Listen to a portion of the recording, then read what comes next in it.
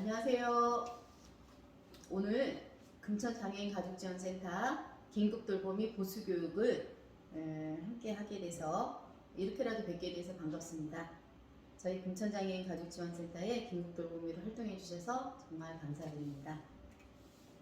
오늘은요, 긴급돌보미 활동 일지와 사진, 서류 준비와 긴급돌봄 운영 규정 안에 있는 규정을 조금 알려드릴 거고요. 세 번째는 긴급돌봄 파견 시 지켜주셔야 하는 것들을 알아보도록 하겠습니다. 긴급돌봄 활동 일지의 작성에 대해서는 이렇게 보시면 시간대별로 활동 기록지를 좀 적게 되어 있는데 꼭 시간을 꼭 맞출 필요는 없지만 1시간 20분이 걸릴 수도 있고 2시간이 걸릴 수도 있고 그렇잖아요. 그런 내용들을 조금 적어달라는 건데 조금 구체화시켜서 적어줬으면 좋겠다라고 안내를 드립니다. 반찬을 꺼내서 점심밥을 차려주었고 그 다음에 당사자 밥을 먹인 다음에 설거지를 했다. 근데 그게 몇 시서부터 몇 시까지였다. 이런 구체적인 내용을 좀 적어주셨으면 하는 거고요. 하시다 보면 담당자한테 전달할 내용이 좀 있을 거예요. 무난히 서로 이용자와 돌보미 선생님이 서로 만족하고 괜찮았으면 괜찮은데 혹시라도 장애 당사자를 케어하면서 어려웠던 점 또는 장애 당사자 보호자와 어려웠던 점 이런 것들을 조금 이제 우리 담당 선생님한테 전달을 좀 해주시면 좋을 것 같은데요. 예가 나와 있죠. 장애인 당사자가 돌보미의 말을 잘 듣지 않아 돌봄하기 힘들었어요. 보호자가 연락 없이 시간 약속을 안 지켰어요. 이런 이야기들은 저희한테 해주셔야 다음부터는 절대 이러시면 안 된다라고 전해드리고 추후 이런 일이 발생됐을 때는 저희 센터에 미리 좀 연락을 주십사 하는 요청도 함께 드리면서 긴급 도우미 선생님을 파견할 수 있거든요. 그래서 이런 어려운 점들을 꼭 이야기해 주셨으면 좋겠습니다. 그리고 긴급돌봄 증빙 사진은요, 정면이 꼭 나오지 않아도 됩니다. 왜 정면을 나오는 것이 조금 부담스럽게 느껴지시는 분들도 많이 있으시거든요. 그래서 굳이 정면이 나오지 않아도 되니까 옆모습 대신 주의할 거는 꼭 돌보미 선생님이라는 걸 저희가 인지를 할 수 있어야 되고요. 이용자분이라는 것을 인지할 수 있도록만 찍어주시면 됩니다. 정면이 꼭 아니어도 됩니다. 옆모습이어도 되고요. 살짝 뒷모습에서 약간 사서 이런 식으로도 찍으셔도 됩니다. 네, 이렇게 정면이 나오지 않아도 되고 약간 옆면이 나와도 되고 그렇습니다. 긴급돌봄 운영 규정 안에 있는 규정인데요. 이용자 대상은 만 6세에서 65세 이하입니다.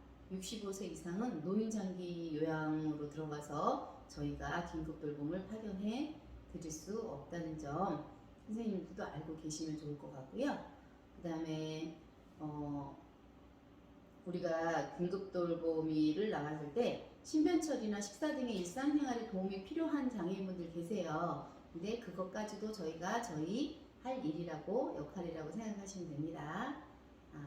그리고 보호자 또는 주 양육자가 단시간 또는 일정 기간 부재한 경우에 저희가 파견을 나가잖아요. 그래서 그분들이 충분하게 애경사나 또 긴급하게 볼일을 봐야 될 일들을 충분히 마음 놓고 보시고 오실 수 있도록 우리 선생님들이 잘 장애자 당사자분들을 잘 케어해 주시면 좋을 것 같습니다. 그리고 서비스 이용 시간은요, 1인, 그러니까 장애 당사자 1인 연간 최대 64시간입니다. 그리고 최소 제가 1시간 10분만 필요한데요, 1시간 30분만 필요한데요 라고 하셔도 기본 2시간을 신청하셔야 저희가 신청을 할 수 있다는 점 선생님들도 알고 계시면 좋을 것 같습니다. 그리고 이용료는요, 일반 가정이 평일날 새벽 6시부터 22시까지는 1시간당 1,400원이고요. 그 다음에 주말, 공휴일, 야간 이럴 때는 2,100원을 2,100원의 자부담이 있다고 생각하시면 됩니다. 그리고 나머지는 센터에서 지원을 하게 됩니다. 활동 수당은 평일 주간에는 1시간당 14,000원씩 지급이 되시고요. 우리 돌보미 선생님들한테 야간, 주말, 공휴일은 시간당 21,000원씩 지급이 됩니다. 그리고 우리 돌보미 선생님들은 1개월에 125,000원이 넘으면 이상 이제 활동을 하셔서 125,000원이 지급이 되실 때는 기타 소득세 8.8%를 공제하고 지급이 된다는 거 알고 계시면 좋겠습니다. 긴급돌봄 파견 시 지켜주세요 라고 되어 있죠. 긴급돌보미는 반드시 돌봄 활동 시간 내에 도착을 해야 된다. 이거 굉장히 중요합니다. 예를 들어서 10시부터 12시까지 하는데 10시 5분에 도착하시면 이렇게 되시면 안 된다는 거예요. 그러면 이용자분도 굉장히 이제 뭐 바깥 활동하시는데 지장을 가질 수도 있고 저희 또 센터에도 민원이 당연히 들어오시겠죠. 그래서 그런 부분은 못해도 5분 전에는 가서 충분하게 저 도착했어요 라고 센터에 알려주시면 좋을 것 같습니다. 그리고 이용자 요청에 따라서 급식이나 간식 제공, 또 청결과 위생을 유지하면서 그 긴급돌봄 하시는 그 시간 내에 이런 것들을 다 하셔야 된다라는 말씀을 드립니다. 그리고 세 번째는 활동 종료 시 서비스 이용자에게 서비스 대상자를 안전하게 인계한 후 종료한다라고 되어 있습니다. 맞죠? 보호자분이 혹시 조금 몇 분, 한 3분, 5분 늦어서 만약에 안 계세요. 오시고 있대요. 금방 집 앞이래요. 그런데 집 앞이에요. 그러면 저 갈게요. 라고 하면 될까요? 안 될까요? 안 됩니다. 그래서 그 부분도 저희들한테 전화는 주시되 그렇게 조금 서로 배려는 해주시면서 하실 수 있도록 했으면 좋겠습니다. 절대 장애인 당사자를 혼자 두는 일이 없도록 해야 됩니다. 그럴 땐 저희 금천가족지원센터 담당 선생님한테 전화를 주십시오. 서비스 대상, 이렇게 서비스를 제공할 때 대상자가 질병이나 사고 등이 발생될 때가 혹시라도 있을 때는 의료기관에 일단 먼저 신고하시고 저희 금천 가족지원센터에 전화를 주세요. 그리고 저희보다 119나 119를 불렀을 때는 119가 먼저 오면 선생님 같이 함께 타고 보호자한테 저희가 연락하고 저희가 가는 동안까지만이라도 일시 보호자로 병원에 같이 함께 이송되는 것에 함께 가서 응급조치를 할 수 있도록 해주셔야 됩니다. 그리고 파견이 됐는데 학대가 발견이 됐어요. 봤을 때 누가 봐도 이거는 학대고 이런 상황이 되면 관할 센터 및 장애인 인권단체 등에 신고를 해주셔야 되는데 제일 빠른 건 저희 센터에 신고를 해주시면 됩니다. 그러면 저희가 빠른 조치를 하도록 하겠습니다. 그리고 제일 중요한 부분입니다. 돌봄 과정에 대한 사생활 비밀 유지라는 게 있습니다.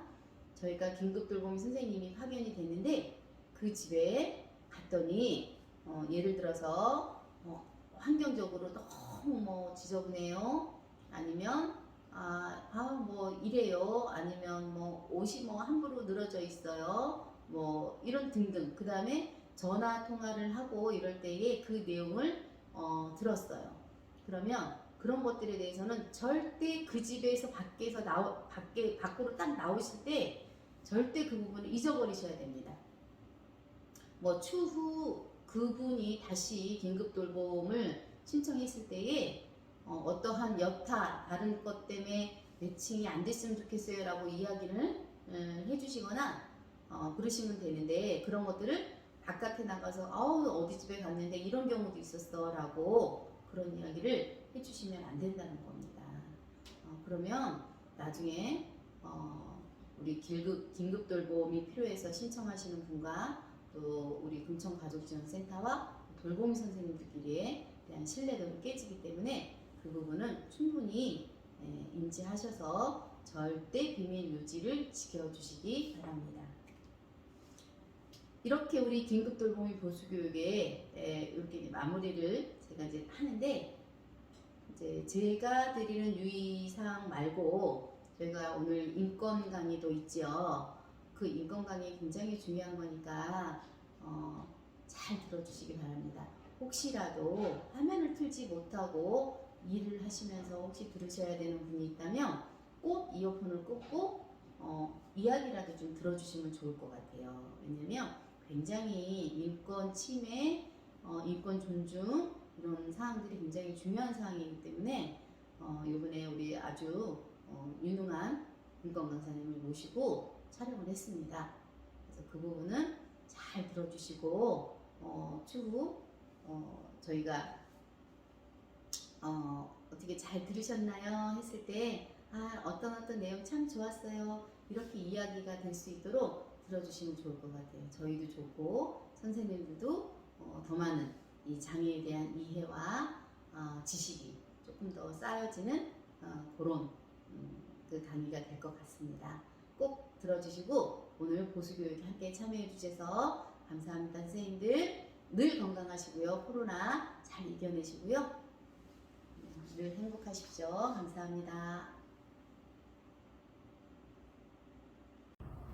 네, 반갑습니다. 안녕하세요. 이번에 장애 이해와 인권에 대해서 교육을 진행을 한 한국척수장애인협회 장애인식개선 교육센터 캐다 이모 센터장이라고 합니다. 반갑습니다.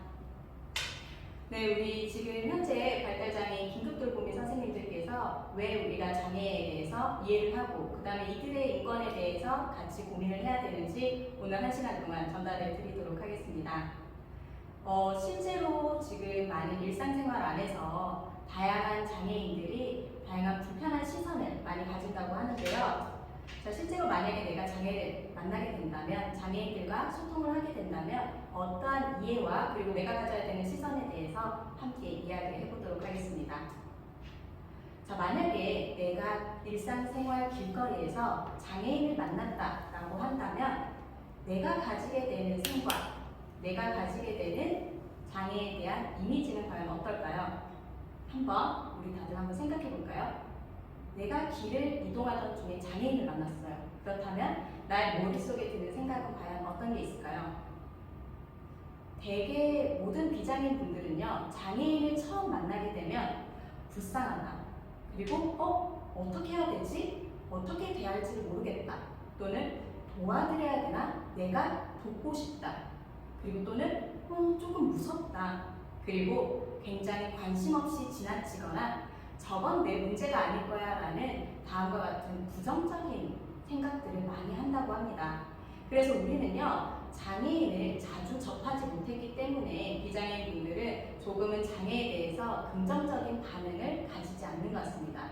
하지만 우리 지금 화면에서 보이시는 불쌍하다, 어떻게 대할지 모르겠다, 그리고 돕고 싶다, 그리고 무섭다와 같은 거는 우리가 가지고 있는 장애에 대한 잘못된 편견과 그리고 고정관념이라고 생각을 합니다. 자, 그래서 과연 장애는 지금 현재 나와 전혀 상관없는 일일지에 대해서 한 실태 조사를 좀 말씀을 드리도록 하겠습니다. 2017년도에 실시한 보건복지부 장애인 실태 조사에 따르면요, 장애인분은 총 267만 명이고요. 그리고 그 안에서 장애 출연율은 5.39%라고 합니다. 자, 그리고 지금 현재 장애 출연율까지는 조사가 되어 있지 않지만 2020년도 9번째로 조사된 자료는요, 더 훨씬 더 증가된 부분을 볼 수 있겠죠. 굉장히 많은 장애인들이 증가하고 있다는 걸 보실 수가 있습니다. 자, 여기에서 우리가 조금 생각해 볼 이유는요, 267만 명이라는 게 과연 적은 숫자일까라고 한번 생각해 보시면 좋을 것 같아요. 그래서 저는 흔히 많이들 이해를 돕기 위해서 장애가 굉장히 적은 소수자가 아니라고 말씀드리는 게 실제 6가구 중에 1가구는 장애인과 함께 살고 있는 장애 가구라고 합니다. 자, 그래서 우리는 특히 장애의 실태 조사를 보시면 65세 이상 장애 인구가 49.9%로 굉장히 고령자들 중심으로 장애인들 비율이 많이 높아지고 있더라고요. 과연 왜 그런지를 한번 말씀을 드리도록 하겠습니다. 자, 조사 대상의 장애인 연령을 다시 한번 더 보시면요, 전체 장애인의 무려 78.6%가 50세 이상이라고 나타나져 있습니다. 그리고 그 중에서도요, 만 65세 이상이 가장 높은 비율이죠. 49.9%의 연령대 비율이 나타나고 있습니다. 자, 이런 이유는 장애가 발생되는 특징 때문에 이렇게 보일 수가 있는데요. 장애는요, 선천적으로 생기는 장애보다는 후천적인 요인의 장애가 무려 88.1%로 높은 특징을 보이고 있습니다. 그리고 후천적인 원인 중에서도요, 질환이 사고보다 훨씬 더 높게 나타난다고 합니다. 즉, 우리는 장애를 태어나자마자 누구나 선천적으로 가지는 게 아니라 어쩌다 보니 갑작스러운 사고로, 그리고 내가 예기치 못한 질환으로 장애가 생긴다고 해요. 그렇기 때문에 우리는 과연 장애가 우리가 무관한 일일까요? 그렇지 않죠. 우리는 늘 항상 예비 장애인이 될 수도 있다는 걸 한 번쯤은 생각해 보셔야 될 것 같아요. 그래서 우리가 재미있게 어쩌다 어른이라는 이야기를 많이 하죠. 어쩌다 장애인이 될 수도 있는 이런 사회에서 우리가 너무나 장애를 나의 일이 아닌 남의 문제로 생각하지는 않아야 된다는 걸 생각해 볼 필요가 있는 것 같습니다. 자, 그래서 우리 한국에서도요, 조금은 장애에 대해서 바라보는 개념이 시각적으로 넓어지고 있습니다. 복지가 처음 시작됐을 서비스 당시에는 장애를 개별적 그리고 의료적 개념으로 생각을 많이 해왔었는데요. 이걸 쉽게 말씀드리면 장애는 무슨 문제다? 개인의 문제로 파악한 거예요. 그래서 장애를 가진 사람은 그 사람이 신체적으로 불편했기 때문에 장애이고, 그 사람이 조금은 정신적으로 불편함을 가지고 있기 때문에 장애라고 판단했기 때문에 의료적으로 시술적인 입장에서, 즉 병을 가진 사람이기 때문에 이 병을 치료할 수 있는 방법의 입장에서 다양한 서비스가 제공이 됐습니다. 하지만 우리 곰곰이 생각을 해보면요, 이 장애라는 게 과연 단순히 그 사람이 가지고 있는 신체적, 정신적 문제 때문에 장애가 발생하는 걸까? 한번 생각해 볼 필요가 있습니다. 그래서 점차 우리나라에서는 이 복지에 대한 개념이 확대가 되고 있으면서 사회적 개념으로 지금 점차 발전이 되고 있는데요. 사실은 장애라는 건 장애인이 개인적으로 가지고 있는 신체와 정신의 문제가 아니라 바로 이러한 신체적인 불편함을 가지고 있는, 또는 정신적인 어려움을 가지고 있는 사람들이 편안하게 활동할 수 없도록 만든 누구의 책임이다? 사회의 책임이라고 생각하는 게 바로 사회적 개념입니다. 그래서 예전 같은 경우에는 장애를 가진 개인이 이 환경에 어떻게 적응할까? 그 부분을 많이 초점을 맞췄다면, 지금 현재는요, 환경이 어떻게 하면 비장애인뿐만 아니라 장애를 가진 사람들도 편안하게 그리고 동등하게 활동할 수 있을까라는 부분에 지금 현재 많은 초점이 맞춰져 있습니다. 자, 그래서 우리 돌봄 선생님 분들께서는요, 직접 장애인과 함께 소통하는 업무를 하시기 때문에 조금은 장애에 대한 패러다임, 시선에 대해서 정확히 아실 필요가 있는 것 같아요. 자, 그래서 개별적 모델 앞서 말씀드렸듯이 치료 모델 그리고 개인 중심 모델로 이전에는 많이 생각을 했습니다. 그래서 정의를 내려드리면 장애란 무엇이죠? 개인이 가진 의학적, 기능적 문제라고 생각을 했던 거예요. 그렇기 때문에 이 강조하는 부분에 있어서는 그 사람이 어떤 부분이 불편하고 그 다음에 어떤 부분에 어려움이 있는지를 발견을 하기를 급급했고요. 그로 인해서 우리나라에서 해결했던 복지 서비스는 이 사람의 불편함과 어려움을 치료적인 입장에서 조금은 개별적 치료 서비스를 제공을 했습니다. 그렇기 때문에 가장 큰 특징 중에 하나가, 우리가 지금 현재는 등급제가 폐지되었지만 이전에는 장애를 어떻게 하죠? 1급부터 6급까지 등급제로 나누었다는 건 바로 개별적 모델, 우리가 조금은 장애를 치료적 모델로 봤기 때문이라고 생각해 주시면 좋을 것 같아요. 자, 그런데 고민을 하다 보니까 사실은 이 장애라는 게 개인적인 문제가 아니라는 거죠. 그래서 사회적 모델로 확대가 되기 시작했는데요. 정의는요, 장애라는 거는 그 사람 개인에 너무 함축해서 내리지 말고 전체적인 환경적인 요인의 장애를 확대해서 보자라는 게 바로 사회적 모델입니다. 그래서 강조하는 부분은요, 장애에 대한 어떤 부분의 신체적, 정신적 어려움을 가지고 있는지를 보는 게 아니라 이러한 장애인들이 사회 활동을 할 때 지금 현재 우리나라의 환경에 어떠한 장애 요소들이 있는지를 파악하는 게 바로 사회적 모델의 개념이라고 생각을 해보시면 좋을 것 같아요. 그렇기 때문에 휠체어를 이용하는 장애인들이 조금 더 이동권을 보장하기 위해서 계단이 아닌 오르막길이라든지 그 다음에 경사로와 그 다음에 엘리베이터를 설치하는 게 바로 사회적 모델 개념이 확대되면서 우리 변화된 환경이라고 봐주시면 좋을 것 같습니다.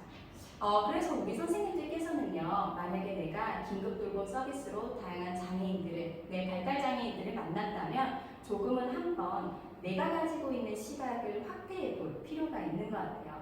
우리가 장애로 인해서 불편함이 발생될 경우에 이거는 단순히 발달 장애인만의 개인적인 문제가 아니라 이러한 불편함을 야기시키는 누구 문제일까요? 사회적인 문제에 초점을 두실 필요가 있습니다. 그리고 장애라는 개념에 대해서 사람 한 명 한 명, 즉 장애인이라는 단어를 너무 강조하지 마시고요. 이러한 장애 개념을 조금 포괄적인 의미로 강조를 해주실 필요가 있는 것 같아요. 자, 그리고 장애 정책 방향에서도 앞서 말씀드렸듯이 발달 장애인이 불편함을 가지고 있는 부분에 순간적으로 이 문제를 해결하기 위해서 너무 치료적인 시선으로 바라봐 주시는 게 아니라 이들이 자유롭게 활동할 수 있도록 사회 환경을 바꿔주시는 역할을 너무나 해주시면 좋을 것 같고요. 그렇기 때문에 당사자에 대해서 권리 의식을 강화시키고 그 다음에 우리는 조력자로서 우리가 당사자가 더 자유로운 환경에서 편안하게 활동할 수 있도록 조력자의 역할을 꼭 해주실 필요가 있는 것 같습니다. 이렇게 한번 패러다임의 시선을 사회적 모델로 확대해 보니까 다시 한번 장애에 대해서 의미를 생각해 보시면 좋을 것 같아요. 과연 장애란 무엇일까요? 불편하다 또는 도와줘야 된다 라는 게 아니라 사실은 어떻게 보면 개성이고 그리고 우리와 조금 다른 모습이고 그리고 인간으로서 충분히 존엄성을 갖춰야 되고 함께 살아야 되는 공생적인 그리고 이들도 새로운 역할을 할 수 있는 창의적이고 혁신적인 존재구나라는 긍정적인 시선으로 바라볼 필요가 있습니다. 자, 그래서 지금 현재 복지가 굉장히 과도기에 놓여져 있습니다. 그러한 시점에서 이제 장애인 복지라는 단어가 아니라 장애인 서비스라는 단어로 바뀌듯이 장애인이 단순한 수혜의 대상자가 아닌 장애인도 사람의 한 명으로서 인권을 주장할 수 있는 한 명의 존재로서 우리가 서비스를 받을 수 있는 그러한 사람으로 우리 자체적으로 시선을 확대해 볼 필요가 있는 것 같아요. 그래서 우리 선생님들이 장애 패러다임이 변하듯이 우리 선생님들도 너무 장애를 개별적인 초점이 아닌 사회적인 초점으로 바라봐 주시면 좋을 것 같습니다. 자, 그래서 한번 생각해 보시면 좋을 것 같아요. 첫 번째 질문입니다. 장애는 정말 남의 일일까요? 그리고 두 번째, 한국의 장애 개념은 어느 모델에 근접해 있을까요? 그리고 세 번째입니다. 지역사회에서 장애에 대한 이해는 과연 어떨까요? 어느 관점을 보이는가요? 사실 정답은요, 장애는 남의 일이 아니라 모두가 다 예비 장애인으로서 장애는 우리 모두의 일이라고 생각을 해주시면 좋고요. 그리고 지금 현재 장애 개념은 한국에서 아직도 개별적 모델에 초점이 되어 있긴 하지만 지금 점차 장애 복지에 대한 관점이 달라지기 때문에 우리는 조력자의 역할로서 사회적 모델로서 조금은 장애인들이 활동하기에 불편한 환경적 요소를 찾아낼 수 있는 그런 활동을 해주시면 너무 좋을 것 같습니다. 그리고 지역사회에서는 장애에 대해서 아직은 조금은 좁은 시선과 개인적인 문제로 보고 있지만 이러한 관점을 우리 긴급돌봄 선생님들께서는 조금 더 넓은 영역으로 확대를 해주시면 좋을 것 같습니다. 자, 그렇다면 우리는 장애에 대해서 얼마나 잘 알고 있는지 두 번째, 장애에 대해서 개념과 본질을 같이 이야기를 해보도록 할게요. 장애 유형이 나뉘어지게 된 이유는요, 바로 지금 보이는 장애인 복지법상의 장애 개념 때문에 우리가 다양한 장애 유형으로 나뉘어졌습니다. 자, 장애복지법상의 개념을 한번 보시면 문제의 원인을 손상 자체로 두고 있는 무슨 모델이죠? 의료적 모델에 입각했다고 볼 수 있습니다. 자, 우리 선생님들 이제 보시니까 좀 익숙한 단어가 나오셨죠? 의료적 모델. 아직까지도 우리나라는요, 조금 장애를 개별적이고 치료해야 되는 의료적 모델에 입각해서 장애인 복지법상에서는 이렇게 강조를 하고 있습니다. 그래서 다른 타 해외 사례와는 달리 다수의 국내법에 지금 현재 장애인복지법상의 장애 개념을 사용을 한다는 게 참 안타까운 일이에요. 하지만 점차 장애인복지법도 내년이나 아니면 3년 후에는 조금 더 서비스 지향적이고 사회 개념 모델로 확대될 예정이니 그렇게 참고를 해주시면 좋을 것 같습니다. 자, 그렇다면 의료적 모델이라는 게 과연 어떤 건지 장애인복지법에서 이야기하고 있는 장애에 대해서 좀 설명을 드리도록 할게요. 자, 장애인복지법 제2조를 보시면 장애인이란 신체적, 정신적 장애로 오랫동안 일상생활이나 사회생활에 상당한 제약을 받는 자를 말한다 라고 이야기가 되고 있죠. 자, 여기에서 장애인은 어떻죠? 신체, 정신, 즉 개인적인 치료 모델로 보고 있는 게 가장 큰 특징 중에 하나고요. 2번 보시면요. 이 법을 적용받는 장애인은 제1항에 따른 장애인 중 다음 각 호의 어느 하나에 해당하는 장애가 있는 자로서 대통령령으로 정하는 장애의 종류 및 기준에 해당하는 자를 말한다라고 이야기를 하고 있습니다. 자, 그래서 여기서 지금 현재 나뉘어진 장애 유형 보시면요. 신체적 장애와 정신적 장애로 나뉘어져 있고요. 신체 장애라는 거는 외부 신체 기능, 그 다음에 장애, 내부 기관의 장애를 두 가지로 다 합쳐서 신체적 장애라고 이야기를 하고 있습니다. 그리고 정신적 장애는 발달 장애 또는 정신 질환 장애로 이야기를 하고 있죠. 자, 우리 선생님들 굉장히 익숙한 장애 유형 나오셨죠? 바로 발달 장애와 정신 질환 장애를 합쳐서 우리는 정신적 장애라고 이야기를 하고 있습니다. 자, 그렇다면 하나하나 장애 유형에 대해서 한번 좀 알아보려고 하는데요. 자, 장애복지법 상으로 인해서 우리나라에서 총 15개 유형으로 장애인을 분류를 하고 있어요. 예를 들어서 신체적 장애 같은 경우에는 12개 유형으로 나뉘어져 있고요. 그리고 정신적 장애는 3개 유형으로 나뉘어져 있습니다.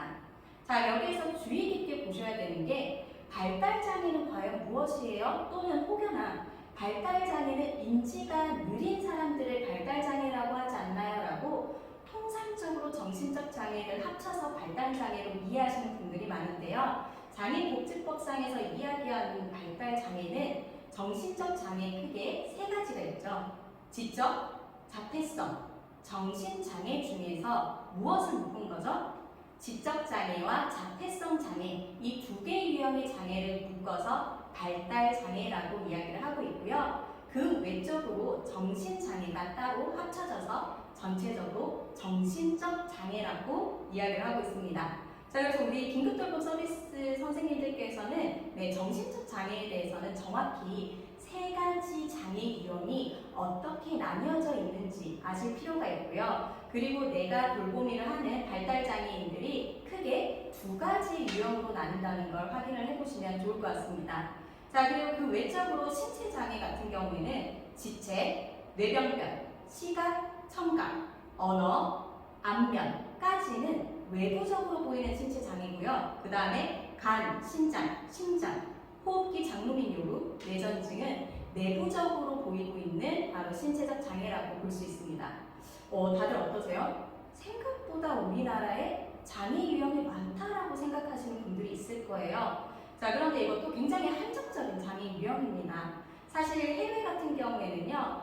일상생활을 하면서 불편함을 가지는 모든 유형을 장애로 보고 있기 때문에 비만까지 장애 유형으로 보는 부분에 있어서 우리나라는 조금은 장애를 너무 축소하고 치료적인 모델로 보고 있다는 게 안타까운 부분입니다. 자, 그래서 지금 현재 장애인복지법 외에 장애에 대해서 이야기를 하고 있는 다른 타 법을 보시면요.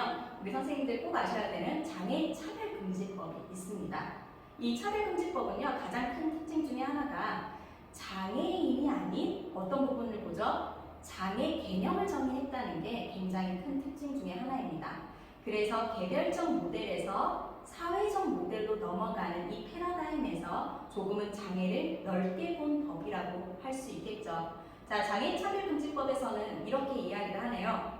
이 법에서 금지하는 차별 행위의 사유가 되는 장애라 함은 신체적, 정신적 손상 또는 기능 상실이 장기간에 걸쳐 개인의 일상 또는 사회생활에 상당한 제약을 초래하는 상태를 말한다 라고 되어져 있죠. 그리고 장애인이라 함은 제1항에 따른 장애가 있는 사람을 말한다. 오, 강사님, 이게 어떤 차이점이 있을까요? 네, 많이 궁금해하시는 분들이 있어요. 자, 그런데 신체적, 정신적 손상으로 인해서 무엇이 추가됐죠? 일상 또는 사회생활에 상당한 제약을 초래하는 자. 즉, 결국 그냥 단순히 나의 개별적인 치료에서 플러스 이러한 불편함으로 인해서 사회 문제까지 확대해서 본 게 장애인 차별금지법이라고 할 수 있습니다. 하지만 사실 복지적인 측면에서 그리고 제가 생각하는 장애를 바라보는 측면에서는 조금 아쉬운 부분이 있어요. 어떤 부분을 지우지 못했죠? 신체적, 정신적 손상이라는 개별적인 장애 모델을 아직 정의를 내렸다는 게 아쉬운 부분이 있습니다. 그래서 사회적 모델에 더 가장 가까운 법을 한 가지 더 소개를 해드리면요. 바로 국가인권위원회 제2조입니다. 국가인권위원회 같은 경우에는 장애 개념을요 가장 사회적 모델과 가까운 개념으로 정의를 내린 부분이 큰 부분이고요. 그리고 장애복지법에서 강조하고 있는 15가지 장애 유형을 벗어나서요. 장애라는 것은 차별과 배제에 의한 모든 사람, 소수자까지 포함하고 있는 게 국가위원회의 가장 큰 특징 중에 하나라고 보시면 좋을 것 같아요. 자, 여기서는 이렇게 이야기를 하죠. 인권이란 무엇이죠? 대한민국 헌법 및 법률에서 보장하거나 대한민국이 가입, 비준한 국제인권조약 및 국제관습법에서 인정한 인간으로서 존엄과 가치 및 자유와 권리를 말한다라고 이야기를 하고 있습니다. 자, 그래서 여기에서는 장애라는 건요. 신체, 정신, 무슨 요인이 플러스되죠? 사회적 요인으로 장기간에 걸쳐 일상생활 또는 사회생활에 상당한 제약을 받는 상태를 말한다라고 되어 있습니다. 자, 그래서 저도 장애 현장에서 오랫동안 일을 한 경험으로서 가장 만족스러운 부분은 지금 현재 국가인권위원회 법인 것 같아요. 그래서 그냥 단순히 신체와 정신적인 개인적인 문제뿐만 아니라 사회적인 요인을 함께 바라보고 있다는 것. 이 부분은 장애인들이 훨씬 더 자유롭게 활동할 수 있는 보장을 주고 있는 법이기 때문에 우리 선생님들도 국가인권위원회 법의 내용을 보시면서 우리의 장애에 대한 시선을 같이 한번 보시면 좋을 것 같고요. 이런 변화들은 차후에 장애 유형이 사라질 수 있는 굉장히 큰 강점을 가지고 있는 법이기 때문에 선생님들도 함께 몸놓아서 같이 주장을 해주시면 좋을 것 같습니다. 자, 그러면 지금 현재 우리나라에 지정되어 있는 장애 유형에 대한 특징을 하나하나 한번 알아보도록 할게요. 먼저 첫 번째, 정신적 장애의 첫 번째 유형이죠. 바로 지적 장애입니다. 이 지적 장애는 발달 장애에 소속되어 있는 장애 유형인데요. 지능 지수가 70 이하인 경우, 지능에 관한 장애로 신체 능력과 전혀 관계없는 장애를 저희는 지적 장애라고 합니다. 그래서 지능 지수의 포인트를 보시면 좋을 것 같아요. 자, 그런데 간혹 이제 긴급 돌봄 서비스를 하시는 선생님들이 지능 지수가 낮다라고 해서 간혹 오해하시는 분들이 있는데, 지능 지수가 70 이하라는 거는 우리 만 5세 어린이들의 지능 지수 정도 생각을 해주시면 되거든요. 그런데 인지 능력이 낮아서 자신의 욕구를 표현하지 못할 거라고 생각을 많이 하세요. 그래서 지적 장애인들과 만났을 때 밥을 먹고 싶다고 이야기를 함에도 불구하고 지능 지수가 낮으니까 장애에 대한 오해 편견으로 지금 밥 먹을 시간이 아닌데 밥을 먹고 싶다고 했을 때 기다려, 밥 먹은 거 잊은 거 아니에요? 라고 이렇게 돌봄 서비스를 하시는 분들이 간혹 있습니다. 하지만 지적 장애는 밥이라든지 기본적인 자신의 욕구를 알고 있기 때문에 그들이 이야기하는 다양한 욕구에 대해서는 충분히 경청하고 들어줄 수 있는 자세가 굉장히 중요합니다. 자, 그리고 지적장애 같은 경우에는 조금은 이야기를 이해하는 속도가 느린 편이에요.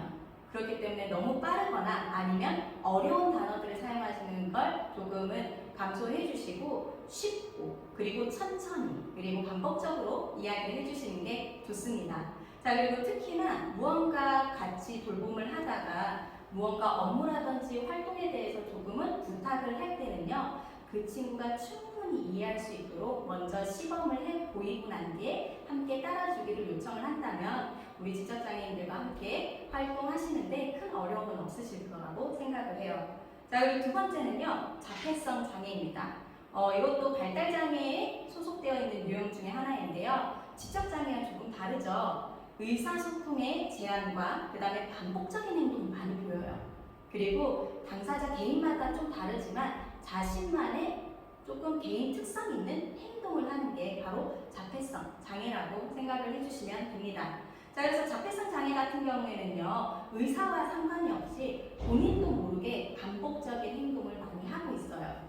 자, 그런데 그걸 처음 접하시는 분들은 굉장히 놀라세요. 뭐 예를 들어서 같이 있는데 계속 부채질의 행동을 하는 거예요.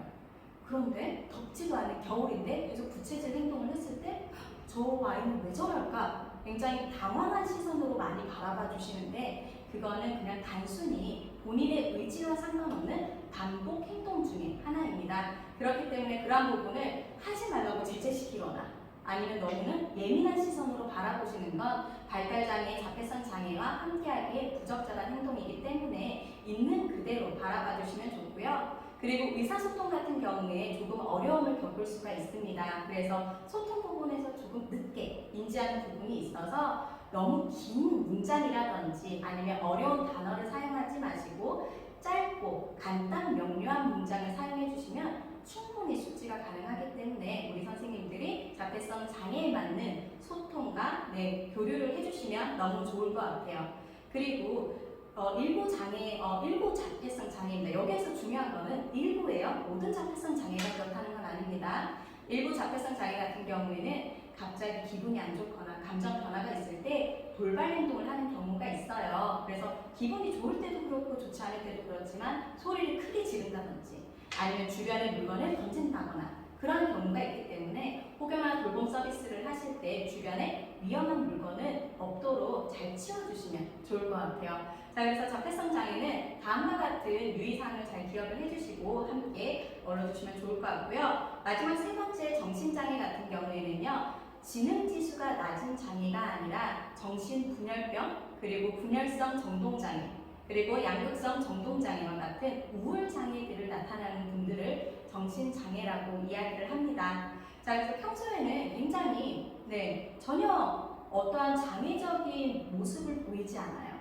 그런데 사람이 많다거나 아니면 자신이 조금은 예민한 분위기가 만들어졌을 때는 다음과 같은 장애로 인해서 어려운 표정이라든지 감정을 표출하는 경우가 있는데요. 그럴 경우에 우리 선생님들이 이 정신장애를 가지고 있는 장애인들을 만났을 때는 너무 무리하게 질문을 하거나 요구를 하거나 아니면 사람들이 많은 공간에서는 조금 피해서 만남을 해주시면 좋을 것 같고요. 무언가 서로 소통을 오래 해야 되는 공간이라면 조금 개인적인 공간에서 편안한 마음을 가질 수 있는 분위기 안에서 소통을 해주시면 좋을 것 같습니다.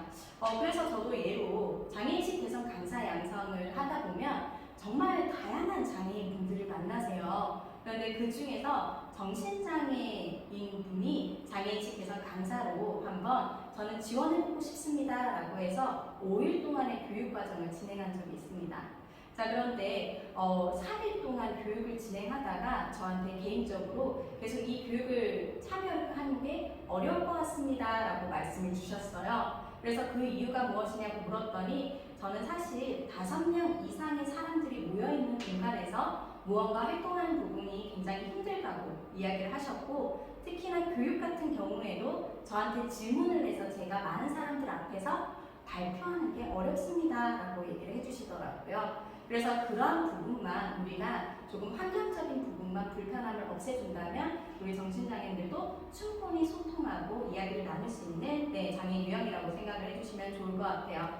자, 그래서 우리 김국돌봄 선생님들께서는 정신적 장애 3가지 유형에 대해서 한번 깊게 이해를 해보실 필요가 있고요. 그리고 제가 앞서 말씀드렸던 지적장애와 그 다음에 자폐성 장애 우리가 알아야 되는 에티켓 부분을 잘 숙지하셔서 실제로 만남을 가지셨을 때 그들이 일상생활 안에서 불편함이 없도록 편안한 환경에서 시간을 보낼 수 있도록 잘 유의를 해주시면 좋을 것 같습니다. 자, 그래도 우리 신체장애에 대해서도 간단히 제가 좀 설명을 해드리도록 할게요. 자, 정신적 장애는 총 3가지 유형이 있었고요. 신체적 장애는 무려 12가지 유형이 있습니다. 그 중에서도 외부적으로 보일 수 있는 신체장애가 있는데요. 먼저 첫 번째는 지체장애죠. 아마 우리 선생님들이 가장 잘 알고 있고 그 다음에 많은 비장애인들이 인식하고 있는 장애가 지체장애입니다.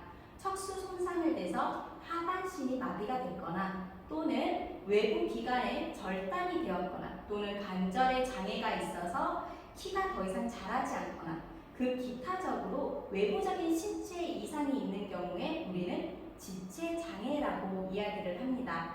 자, 그런데 지체장애 같은 경우에는 우리의 외부 기능의 한 가지가 제외되어 있는 상태이기 때문에 다양한 보조기구를 사용을 하고요. 그리고 이동이라든지 일상생활에 굉장히 큰 어려움을 겪고 있어요. 그런데 많은 분들이 외부에서 보셨을 때 휠체어를 타고 가는 지체장애인이네? 왠지 이동하는 게 어려워 보여서 갑자기 아무 말도 하지 않고 뒤에서 밀어주는, 이게 도와준다라고 생각을 하죠. 그래서 갑자기 밀어주시는 분들이 있는데요. 사실은 휠체어를 이용하고 있더라도 모든 장애인들이 스스로 이동할 수 있는 능력은 다 갖추고 있습니다.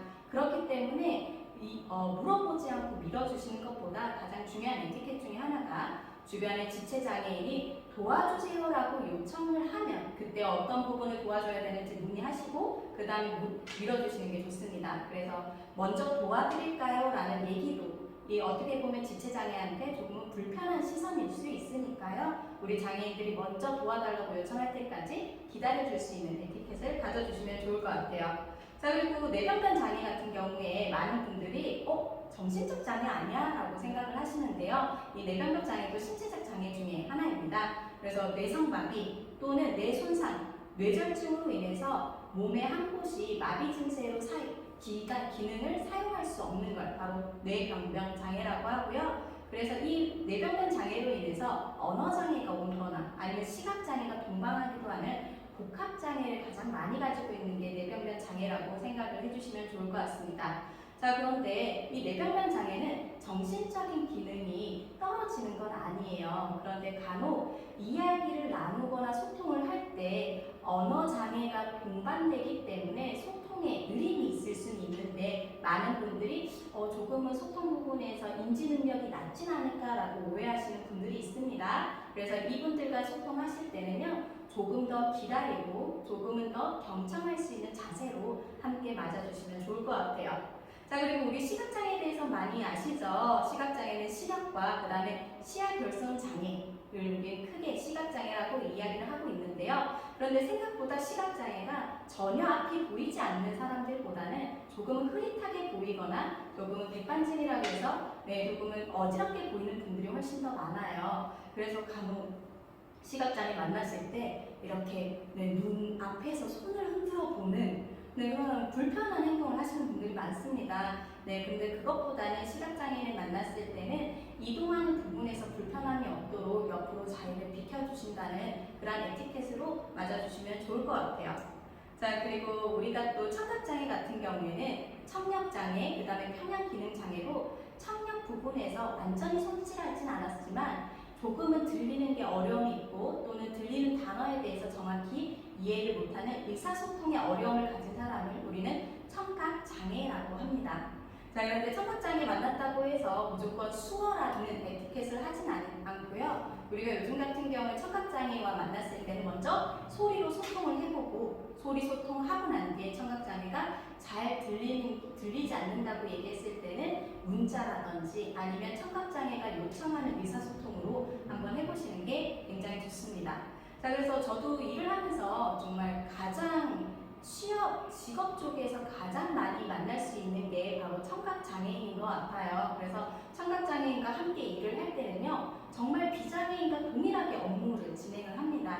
그리고 무언가 지시를 내릴 때도 똑같이 소리를 통해서 지시를 내리고요. 그리고 그 부분에서 조금 어려운 단어라든지 많은 양의 지시가 있을 때는 문서로 정리해서 전달을 하게 되면 충분히 비장애인과 동일하게 일을 할 수 있기 때문에 우리 선생님들도 청각장애가 일하거나 활동하는데 어려움을 가질 거야 라는 편견은 가지지 않으시면 좋을 것 같아요.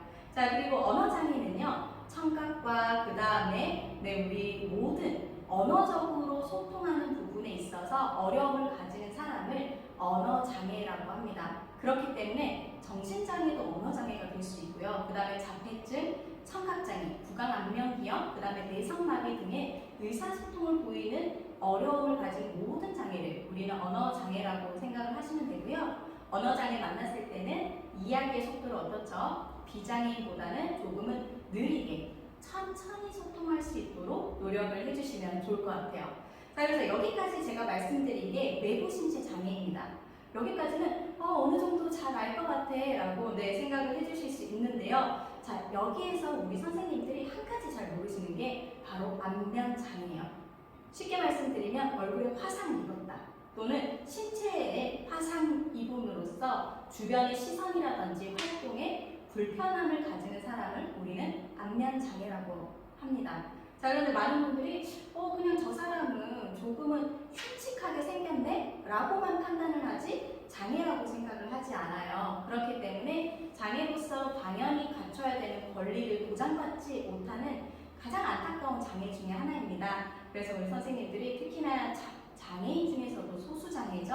안면장애 같은 경우에는 안면장애도 장애 유형 중에 하나다라고 생각하고 다양한 에티켓을 활용을 해주시면 너무나 좋을 것 같습니다. 그래서 가장 중요한 거는요. 시선이 많이 가는 그러한 외형적으로 보여지는 불편한 시선들이 있어요. 그럼에도 불구하고 너무 화상을 입은 상처라든지 그런 모습을 뚫어지게 쳐다본다든지 아니면 그 뚫어지게 쳐다본 뒤에 어떤 것 때문에 다쳤어요? 라는 그런 질문들은요. 그 사람이 당시에 다쳤던 그 순간을 떠올리게 하는 불편한 질문이기 때문에 그런 부분은 조금 자제해 주시면 좋을 것 같아요. 자, 여기까지는 우리 선생님들이 충분히 이해해 주셨을 것 같은데요. 아마 외부 기능장애에 대해서는 많이 어려움을 가지실 거예요. 이건 단순히 병으로 이해하시는 분들이 있는데요. 다음 외부 기능장애도 우리 지금 현재 장애 유형 중에 속한다라고 생각해 주시면 좋고요. 이 부분은 제가 간단히 좀 설명을 해드리도록 할게요. 먼저 외부 기능장애 중에 하나는 신장장애입니다. 투석 치료 중이거나 신장을 이식받은 사람. 우리 스리생에서 굉장히 많이 나온 사례 중에 하나였죠. 이분들도 우리 신체적 장애 유형 중에 하나인데요. 신장장애 같은 경우에는 굉장히 피로감을 많이 느낍니다. 그리고 휴식도 충분히 취해야 돼요. 그럴 경우에 우리가 신장장애 같은 경우 조금 더 휴식을 취할 수 있고 피로감을 느끼지 않는 장소에서 만나는 게 굉장히 중요하고요. 그 다음에 두 번째는 심장장애입니다. 그래서 심장치료를 받았다라고 하면 장애 유형 중에 하나라고 생각을 해주시면 됩니다. 그래서 일상생활이 현저히 제한되는 심장 기능에 이상을 가지고 있거나 또는 부정맥, 허혈성 질환 등 그 다음에 심근증으로 구분된다라고 생각을 해주시면 좋을 것 같아요. 자, 그리고 간장애죠. 우리 선생님들이 아시다시피 간세포 손상으로 나타나는 간경변, 간암 등이 발생했을 경우에 우리는 간장애를 가지고 있다라고 생각을 해주시고요. 그 다음에 또 내부 기능 장애로 호흡기 장애가 있습니다.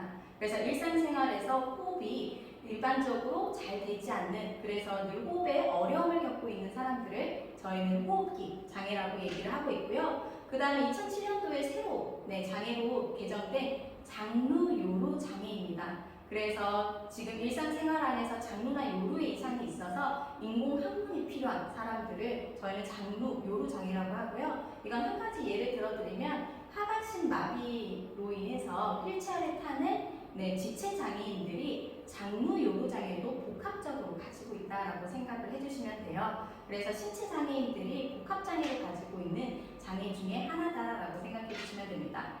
자, 그 다음에 뇌전증 장애가 있죠. 이거는 내성마비랑 또 다른데요. 일상생활에 갑자기 간질이 일어난다든지 갑자기 몸에서 이상 증식으로 발작을 일으킨다라고 했을 때 우리는 이들을 뇌전증 장애라고 합니다. 그래서 뇌전증 장애 같은 경우에는요, 일상생활의 패턴을 잘 유지시키는 게 굉장히 중요해요. 그런데 혹여나 주변에서 갑자기 발작하거나 간질의 모습을 보이는 사람이 있을 경우에는 호흡 곤란이 일어날 수도 있으니까 빠르게 119나 그 다음에 주변 의료기관에 전화를 해서 빠른 대처 능력을 키워주시면 좋을 것 같습니다.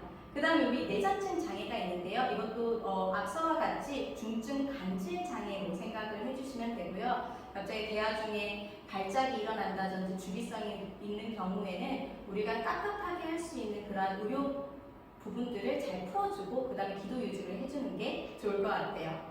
자, 이렇게 제가 장애 유형에 대해서 전반적인 총 15가지 장애 유형에 대해서 설명을 드렸습니다. 우리 첫 번째 정신적 장애에 대해서 한번 이야기를 해봤죠. 정신적 장애 같은 경우에는 신체적으로 보이지 않기 때문에 우리 많은 비장애인들이 불편함은 없을 거야 라고 생각을 하거나 간혹 신체적으로 너무나 비장애인과 동일하기 때문에 어떻게 해요? 더 충격받거나 놀라거나 불편한 시선을 받는 경우가 많습니다. 저 사람은 충분히 성인인 것 같은데 왜 저렇게 말을 못할까? 또는 저 사람은 굉장히 우리가 흔히 잘못 쓰는 용어 중에 하나죠. 멀쩡한데 왜 갑자기 돌발 행동을 할까? 라고 해서 더 따가웠고 불편한 시선을 많이 받는 게 정신적 장애예요. 그런데 우리 긴급돌봄 선생님들께서는 오늘 장애 유형에 대해서 충분히 이해를 하셨기 때문에 우리 발달장애인과 함께 일을 할 때는 전혀 인지에 대한 능력이 없는 것이 아니라 조금 느리고 그 다음에 조금 천천히 걸릴 거라는 걸 기억을 해주시고요. 그리고 우리 발달장애인들 만났을 때 그들이 주장하는 다양한 요구, 그 다음에 욕구에 대해서는 충분히 수용하고 경청할 수 있는 자세를 가져주시면 좋을 것 같습니다. 자, 그래서 저는 장애에 대해서 교육을 할 때 가장 중요한 부분이라고 생각해요. 그렇다면 우리는 이들의 권리를 지켜주기 위해서 어떠한 활동들을 해야 될까요? 마지막으로 장애 인권에 대해서 이야기를 해드리도록 할게요. 장애 인권이라는 거는요, 우리가 기본적으로 우리 헌법에서 보시면 알 수 있습니다. 인권이라는 게 굉장히 어려운 의미는 아닙니다. 우리 헌법 1조 보시면요, 모든 사람은 어떻죠? 태어날 때부터 자유롭고 존엄하고 평등하다라고 이야기를 하고 있어요. 정말 기본 권리 중에 하나죠. 그래서 인권이라는 것은 바로 자유를 보장받는 권리, 그 다음에 존엄할 권리, 그리고 평등한 권리를 강조하는 게 바로 인권입니다. 자, 그런데 특히 다양한 우리 사람들의 특성 중에서 왜 장애인권이 지금 가장 부각되고 있는지 좀 말씀드리면요. 이 기본 세 가지 권리를 본인의 불편함이 아닌 사회적인 문제 때문에 모두 다 이 권리를 충분히 수용하지 못한다는 게 큰 어려움이 있습니다. 먼저 예를 들어서 자유를 보장받기가 굉장히 어려워요. 우리 선생님들이 일상생활 주변을 한번 바라보시면요. 너무나 당연스럽게 일상 건물에는 턱이 있고요. 그리고 엘리베이터 없이 계단이 있고요. 그리고 굉장히 좁은 문이 있습니다.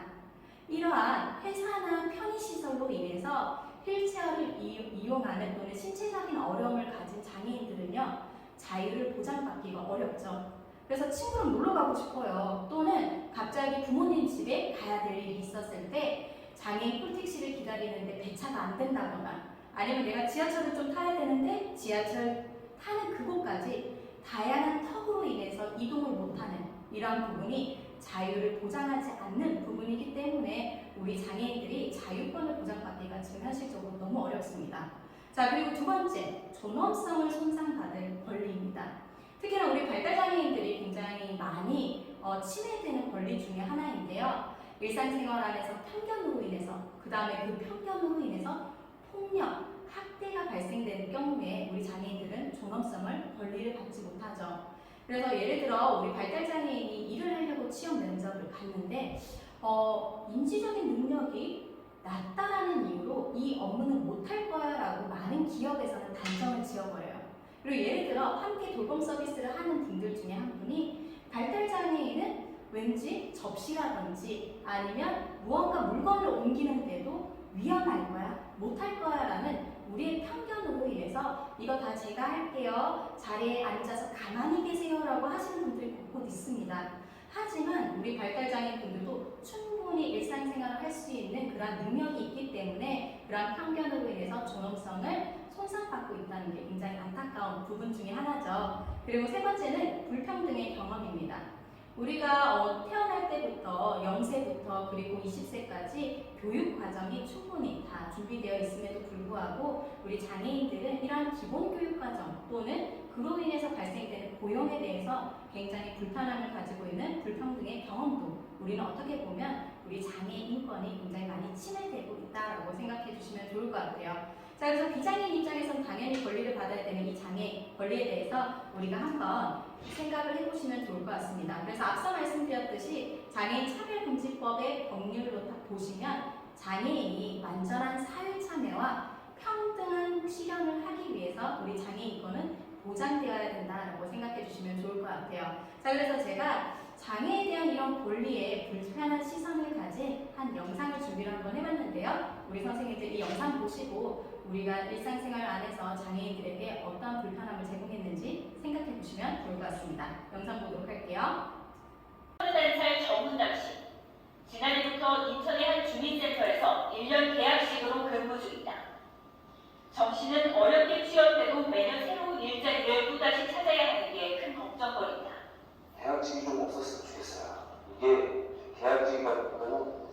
만약에 여자가 계속 떨어지면 또 다른 데 또 알아봐야 되고 그게 또 시간이 좀 오래 걸리니까. 또 다른 발달장애인인 20대 오지현 씨는 장애인 자활센터에서 일하고 있습니다. 그동안 식당, 요양원 등에서 비장애인과 같은 일을 하면서도 매달 받은 급여는 80만 원 수준. 비장애인 급여의 절반에도 못 미쳤습니다. 열악한 환경 속 결국 4번이나 자리를 옮긴 다음에야 비로소 지금의 직장을 구할 수 있었습니다.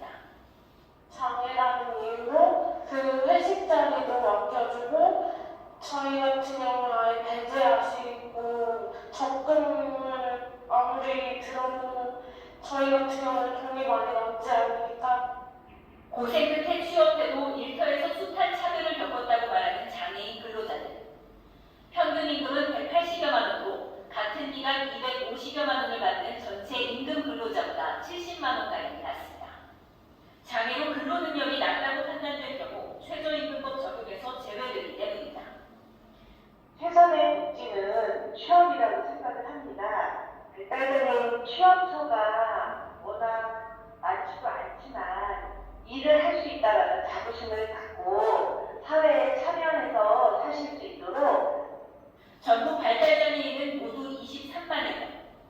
일하는 장애인은 늘어가지만 이들이 진정한 사회 구성원이 되는 길은 여전히 험난하게 합니다. 헬로티비 뉴스 이정입니다. 네, 우리 선생님들 영상 잘 보셨을까요? 정말 예기치 않는 상황들이 아직도 발생이 되고 있는 것 같아요. 그리고 제가 가장 좀 불편해하는 것 중에 하나가 앞서 영상에서도 나왔지만 일할 능력이 충분하지 않다고 생각되면 기존의 기본 시급을 챙겨줄 필요 없다라는 거 보이시죠? 이 부분 때문에 장애인분들이 충분히 근로를 하고 있음에도 불구하고 비장애인과 동일하지 않는 급여를 받고 있는 게 안타까운 현실 중에 하나입니다. 자, 그래서 우리 선생님들께서 장애의 권리를 지키기 위해서 앞으로 일을 하거나 활동하는 장애인들한테 어떤 편의 제공을 해야 되는지 말씀을 드리면요. 먼저 정보에 대해서는 충분히 모든 사람이 동등하게 이용 가능하도록 정보를 제공을 해야 됩니다. 자, 일반적인 양식이라든지 신청서, 그 다음에 서류 또는 소식지 같은 경우를 볼 때 우리 발달장애인 분들이 이해하기 힘든 어려운 단어라든지 그 다음에 단순히 한글로 텍스트로 정리되어 있는 소식지들이 굉장히 많아요. 그런데 이러한 소식지를 최대한 우리 발달장애인들이 쉽게 이용할 수 있도록 쉬운 단어로 바꿀 수 있는 게 이게 또한 우리가 사회적 모델로서 발달장애인들이 편안한 활동을 할 수 있는 장애의 개념이라고 보시면 좋을 것 같고요. 그리고 장소 부분 같은 경우에는 장애인이 접근 가능한 장소를 제공을 해야 됩니다. 그래서 특히 지체장애인들이 휠체어로 충분히 이동할 수 있도록 엘리베이터와 그 다음에 우리 넓은 문, 그 다음에 턱이 없는 공간을 마련을 해주셔야 되고요. 그 다음에 의사소통을 하거나 업무 수행을 할 때요. 동등하게 우리 장애인들도 충분히 이용할 수 있도록 인지 가능한 정보를 제공해야 된다는 게 중요한 부분 중에 하나일 것 같아요. 자, 그리고 교육 훈련을 할 때도 생각을 해보시면요. 장애인들은 신체적이거나 아니면 정신적 장애로 조금은 보조기구가 필요한 부분이 있습니다. 그래서 교육과 훈련을 할 때 장애 유형에 따라서 동일한 내용을 숙지할 수 있도록 그 장애 유형에 필요한 보조기구로 지원을 해주는 게 좋고요. 그리고 혹여나 시험을 하거나 평가를 해야 되는 부분에 대해서는 특히 정신장애 같은 경우에는 사람이 많은 공간이라든지 또는 우리가 조금 외부적으로 변화된 환경에서는 우리 자폐성 장애 같은 경우는 돌발 행동을 할 경우가 있어요. 하지만 그 돌발 행동이 절대 평가에서 문제가 되지 않도록 참여를 해주시면 좋고요. 그리고 마지막으로 업무 배치를 할 때는요. 우리가 충분히 일을 하면서도 장애인들이 재활이라든지 치료를 받을 수 있는 그런 환경을 제공을 해주시는 게 좋을 것 같습니다. 자, 이렇게 오늘 1시간 동안 장애에 대해서 그리고 장애가 당연히 갖추어져야 되는 인권에 대해서 한번 같이 이야기를 해봤습니다. 우리 긴급돌봄 선생님들께서는 어떻게 보면 조금은 간단히 생각을 해보실 수도 있어요. 한 아이를 돌보는 일이라고 생각해 주실 수도 있는데요. 이러한 아이가 우리가 장애인으로서 충분히 권리를 받을 수 있고 환경적으로서 안전하고 편안한 환경을 제공할 수 있도록 우리 선생님들은 장애 인권 감수성을 꼭 가지시고 그들의 시선에서 그 다음에 그들의 생각에서 충분히 공감할 수 있는 그런 선생님들이 되셨으면 좋겠습니다. 여기까지 오늘 교육 마치도록 하고요. 지금까지 장애인식개선 교육센터장 이모은이었습니다. 감사합니다.